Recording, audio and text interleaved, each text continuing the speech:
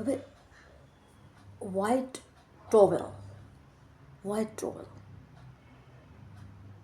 White towel અને એમાં ભૂલથી કદાચ માથું અડી ગયું છે એટલે એવું થઈ ગયું, બાકી નથી, બરાબર. અને મને ઓર્ડર સાહેબે કીધો હોય એટલે ફરજિયાત મારે ફોલો એ પ્રમાણે કરવું પડે. મને ક્લિયર કટ એક્ઝેક્ટ વાતનું હું ખુદ સોચું છું કે મારો મૂળભૂત પ્રશ્ન શું છે કે મને અંદર અકળામણ થાય તો હું એને શબ્દોમાં વ્યક્ત કરવા માટે તો હું પોતે એબલ હોવી જોઈએ કે નહીં. મારી સિચ્યુએશન કેવી છે હું દેખું છું કે નથી હું મારી યારે જે પ્રોબ્લેમ થાય ને એને અટકાવી શકતી નથી. હું એ લોકો જે મારી યારે પ્રોબ્લેમ કરી જાય ને એ લોકોને હું કહું ને તો નથી એ લોકો અટકવાનું નામ લેતા.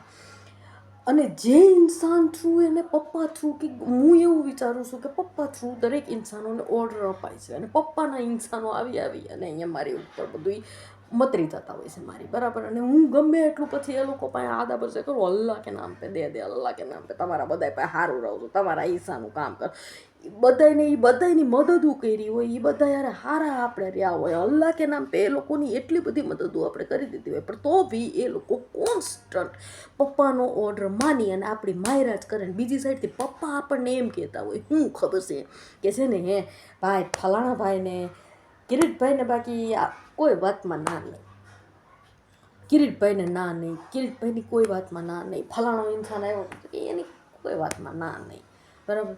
આપણને ખબર પડી જાય, આપણી બુદ્ધિ આપણો દિમાગ હાલતો હોય ને આપણને ખબર પડી જાય હું કે બાપાને ખુદને જલે છે અંદરથી કે હું મારી છોકરીની મતરવાની જદ્દીના તમને કહું છું, બરાબર છે.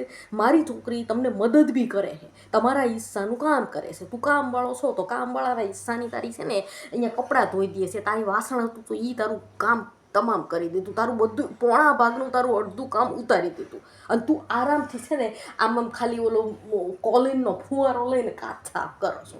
એટલું તને રાહત દઈ દીધી. તારી યારે દરરોજ અલ્લાહ કે નામ પે આદા કરીએ ને ખુશખુશાલ જઈને એ બી મારી છોકરી જીવે છે પોતાની.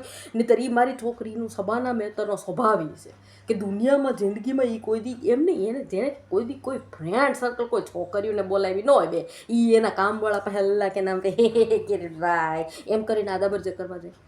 આ મને વિચિત્ર લાગે છે મારી ખુદ પોતાની વસ્તુ, બરાબર. પણ મારો પ્રોબ્લેમ મને અત્યારે ખબર પડે આ બોલતા બોલતા હું કે હું જો આમ નથી બોલતી ને યાર તો હું મને ખબર જ નથી પડતી. હું એવી રીતે એવી ફિલોસોફી ઠોકવામાં જાઉં ને કે કોઈક મને ગાંડી ગણી દુનિયાની અંદર, પણ મને એ નથી ખબર પડતી યાર હું કે હું પ્રશ્ન વિચારું છું કે 2008થી એક ટાઈપનું જે પરિવર્તન કંઈક થયું છે ને એમાં પપ્પાએ અલગ ટાઈપના વેરાયટી ટાઈપના દરેક પ્રકારના પોતાના માણસો છે ને એ મારી પાછળ છોડ્યા છે. પછી કોઈ બી સ્વરૂપે આવે, કોઈ છોકરી સ્વરૂપે આવે, કોઈ પેઇંગ ગેસ્ટ આવતી હોય, કોઈ બહારથી કોઈ કામવાળો આવતું હોય, કોઈ બહાર ગયા તો કોઈ ડ્રાઈવર આવતું હોય, કોઈ ત્યાં શોપિંગ કરવા ગયા તો શોપિંગવાળા માણસો આવતા હોય, કે દુનિયાની અંદર કોઈ બી ઇન્સાન કે આજુબાજુના પાડો છે. ટૂંકમાં મારા કોન્ટેક્ટમાં મારે હું ગમે ને જાઉં ને આજુબાજુમાં ક્યાંય બી કોઈ ટાઈપનું જિંદા માણસ દેખાય ને, બરાબર, એ જિંદા માણસો એ પપ્પાએ મોકલેલા હોય, બરાબર. એ પપ્પાના માણસો હોય અને એ પપ્પાના ઓર્ડરને ફોલો કરતા હોય અને પપ્પાએ એવું કંઈક પઝલ કરી અને એ લોકોને આપ્યું હોય ને, બરાબર, કે છે ને હે હું એ પઝલનો એ મારી માટે એ ઇરિટેશન સાબિત થાય. એ લોકો જે કરે ને એને એવી કંઈક પઝલ દીધી હોય ને પપ્પાએ, બરાબર, કે એ લોકો અમારી પાસે આવે ને અને એ જે એ વસ્તુ પપ્પાએ કીધેલી હોય ને હે એ મારી પાસે કરે ને એટલે હું આખી ઇરિટેટ થઈ જાઉં. એ ટાઈપની વસ્તુ મોકલે. માની લો મેં મારા હાઉસ સર્વન્ટ છે એની મદદ કરવા માટે હું ઓલાનું વોશિંગ મશીનનું કરી નાખતી હોય, બરાબર. વ્હાઇટ કલરનો આખો ટોવેલ મેં ધોઈને એકદમ કમ્પ્લીટ કરીને રેડી કરીને મૂક્યો હોય ને પપ્પા માટે, બરાબર. પપ્પા ઓલાને ઓર્ડર આપે હાઉસ સર્વન્ટને કે તારે જઈને છે ને ત્યાં મહેંદીવાળું માથું અડાડી આવવાનું. એટલે એને કબૂલ હોતે કે એવું હાઉસ સર્વન્ટે કે હા એ ભૂલથી અડી ગયું હોય અને મને સાહેબ ઓર્ડર આપે એટલે મારાથી તો કાંઈ થઈ ન શકે, બરાબર છે. હું ન બોલું, બરાબર, હાઉસ સર્વન્ટને તો પછી ઇમેજ મારી કંઈક વિચિત્ર. તો બીજે દિવસે પપ્પા બીજો કંઈક એવો ઓર્ડર આપે. હવે એ આખા ટોવેલને મારે ફરી વખત ઓલા બ્લીચિંગમાં ને વોશિંગ પાવડરમાં બધા એમાં કાઢીને ધોઈને કરી દેવું, બરાબર.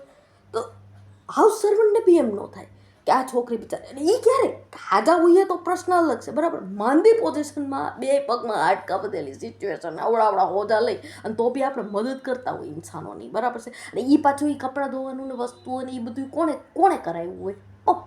પપ્પાએ એવી સિચ્યુએશન પેદા કરી હોય હું કે ફરજિયાતપણે એ વસ્તુ મારી ઉપર, અને હું પાછી દુગલ છું ને, એટલે કયા કારણોસર મેં મારી ઉપર કામ લઈ લીધું હોય ને એ મને ન ખબર હોય. પણ વાતાવરણ બગડે કે ઝઘડો ન થાય ને, કોઈ માથાકૂટ ન થાય ને, યાર હું કહું ભાઈ હું કરી લઈ, મને ન ગમતું હોય ને તો ભાઈ હું એમ કહું હું કરી લઈ, બરાબર. પણ આ એક વસ્તુ થઈ, બરાબર. આવા 50 માણસો મેં અત્યારે આરામથી વાત હોતી ને કરી, અમારા હાઉસ સર્વન્ટ આરે મારા ફ્રેન્ડલી રિલેશન છે, બરાબર. તો મેં કીધું આવા 50 માણસો તમારા જેવા, મેં કીધું 50 નહીં કરોડો માણસો, મેં કહું જ્યાં જાવ ને હું ત્યાં કિરીટભાઈ મારી પીછવાડે પપ્પાએ છોડેલા હે. મને એ ખબર નહીં પડતી કે હું પપ્પાનું, મને એ ખબર નહીં પડતી હું કે પપ્પાને મેં 1000 વખત પૂછ્યું, પપ્પા માનવા તૈયાર નથી, બરાબર. અને મેં આવું કરવાને આ યુટ્યુબ ઉપર મૂકું છું, ખબર છે કે મેં સોચ્યું કે મને ખબર તો પડવી જોઈએ ને કે આ પ્રોસિજર શું છે. કે પપ્પા 2008 કે 11થી આ સિચ્યુએશન ચાલુ થઈ, બરાબર. પાડોશીઓને આજુબાજુ માણસો, દુનિયા, ડ્રાઈવરો ને મેકેનિકો ને ગેરેજવાળા ને ડોડા શોપિંગવાળા, કામવાળા, કચરાવાળા, ડોડા છેડા, છોકરીઓ, છોકરાઓ, બધું બાળકો, કોઈ બી આવ્યું નથી ને એ બધાય ને પપ્પાએ ઓર્ડર દીધો. એ કંઈક ને કંઈક એવું પિંચિંગ કરીને મારું થાય, અને હું કોઈને અટકાવી શકું. આ પહેલી વાર લાઈફમાં મેં અમારા હાઉસ સર્વન્ટ હારે કોમ્યુનિકેટ કર્યું, જિંદગીમાં પહેલો ઇન્સાન અમારો હાઉસ સર્વન્ટ કે જેની હારે મેં કોમ્યુનિકેટ આવી રીતે ગદ્દારી કરી મેં એની હારે. હું કે કિરીટભાઈ તમને પપ્પા ઓર્ડર આપે પણ તમે એમ સમજો, માં પપ્પા એમ કહેતા હોય છે કે કિરીટભાઈની કોઈ વસ્તુની અંદર ના નથી હોતી, તમે સમજો, બરાબર છે. પહેલી વખત જિંદગીમાં મેં ગદ્દારી કરી. અત્યારે બી આ બોલતા બી મને ગદ્દારીની ફિલિંગ આવે છે. મને એમ થાય છે કે મારે આ પબ્લિકલી મૂકવું નથી વસ્તુ, 1000 વખત આવે પછી ન મૂકું ને તો હું સોચ્યા કરું છું અંદર, અને પછી એ વસ્તુને વર્ડમાં મૂકવાની કોશિશ કરું ને ફિલોસોફીના સ્વરૂપે કે બરાબર, તો માણસ મને ગાંડી ગણી લે. અને માણસોને બધાને શું થાય ખબર છે કે એ આ છોકરીને અમારી યાર પ્રોબ્લેમ છે, બધા ગાંડા આખી દુનિયાને સાયકિકોને બધાને એમ થવા માંડે કે આને અમારી યાર પ્રોબ્લેમ. મને કોઈ યાર પ્રોબ્લેમ નથી, મારો પ્રોબ્લેમ મારા ખુદના, મને એ નથી ખબર પડતી કે પપ્પા શું કરવાના આવું કરે છે, એનું મિનિંગ શું થાય. હું આ વસ્તુનું મિનિંગ સોચું છું હું કે પપ્પા ભલે માણસોને મોકલતા, હું ઇરિટેટ થઈ જાઉં છું, મને ટુવાલ ધોવો પડે, હું આળસુ પ્રાણી, બરાબર છે. એટલે મને દૂસરી બાર કામ કરવું પડે, એટલે મારી જલે, બરાબર. એટલે મને કે હું ગમે એમ કરીને આ પ્રોસિજરને અટકાવવું, ન અટકાવવું તો હું ઇરિટેટ થઈ જાઉં, બરાબર, કે મારે બીજી વાર ટુવાલ ધોવો પડશે, બરાબર. પણ હું કરવાને પપ્પા આવું કરે. કોઈ બી સિચ્યુએશનની અંદર આવી ઊંધી સિચ્યુએશનની મારી સામે ડાલવાથી હું એ લોકોને બી નથી અટકાવી શકતી કોઈને. આ પહેલી વાર જિંદગીમાં 2008થી લઈને 2025 14 વર્ષની અંદર મેં પહેલી વાર એક ઇન્સાનને અટકાવ્યું, અમારા હાઉસ સર્વન્ટને, બરાબર. અટકાવવામાં કદાચ સફળ બી થઈ, અને એની પાસેથી મને પહેલી વાર જવાબ બી મળ્યો. એ ઇન્સાન એક પહેલું નીકળ્યું કે જેણે એમ કીધું હું કે મને સાહેબ, એણે બી ગદ્દારી કરી કે મને સાહેબ કહે એટલે મારે કરવું પડે. મેં જેમ પહેલી વાર ગદ્દારી મારી લાઈફમાં કરી ને કે પપ્પાની વિરુદ્ધ થઈને હું બોલી, બરાબર, એવી રીતે બિચારા અમારા હાઉસ સર્વન્ટે બી પપ્પાની ગદ્દારી કરી. બાકી આ સુધીના 15 વર્ષનો રેકોર્ડ એમ કે બધાય વફાદાર પેદા થયા છે. કોઈ કહેતા કોઈએ એવી ગદ્દારી નથી કરી કે કોઈ પોતાના મોઢામાંથી બોલ્યું નથી કે છે ને અમને તો સાહેબ કહે ને એટલે અમારે કરવું પડે. કોઈ કહેતા કોઈ નહીં. આટલી દુનિયાની અંદર 15 વર્ષથી કોઈ એક ઇન્સાને બી મોઢામાંથી એમ નથી કીધું, એટલું બી નથી કીધું કે તો મને સબૂત મળે કે મારા પપ્પાએ કીધું તો હું પપ્પાને પકડી ગયું, પપ્પા તો ફલાણા એ ઓલાએ કીધું કે મને સાહેબે કીધું ને એટલે મારે કરવું પડે, તમે આવું કરાવો માં મારી, બરાબર.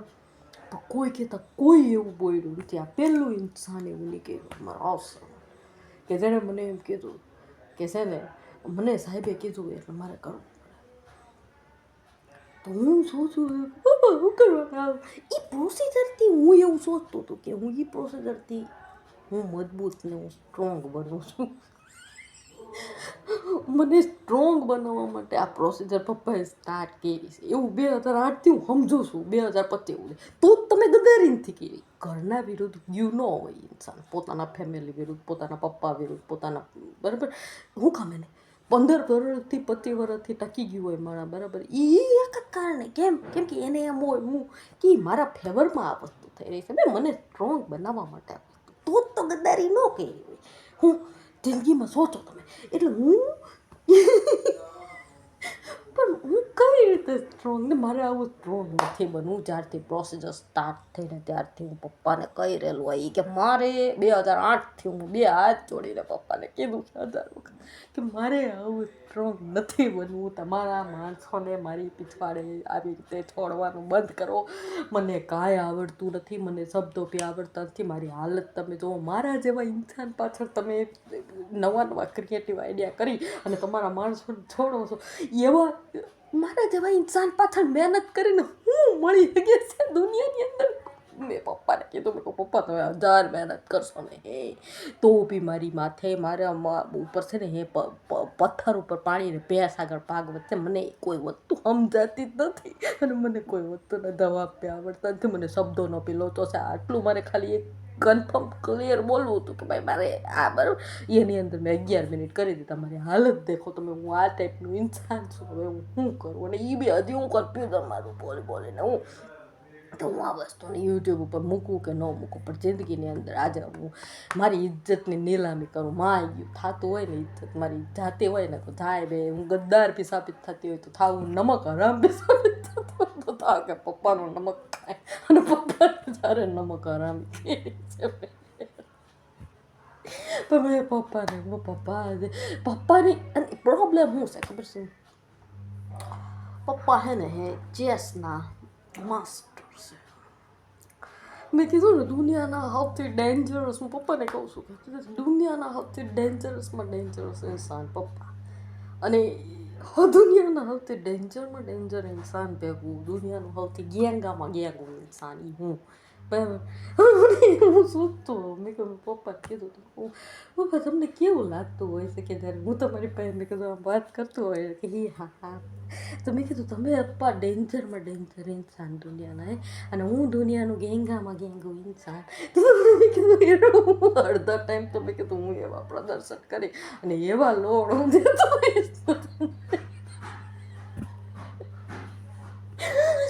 દુનિયાની અંદર. એટલે નેચરલી હું આ ઓલા મેં કીધું કે 2 વર્ષનું ઓલું બધું ચેસ રમતી હોય બરાબર. મને હું હવે અલ્લાહે તોકલ જીતી એને હું જીતી બી ન જાતી હવે પપ્પા એ પહેલાંથી મેં કીધું કે તમે જીતાડતા હો.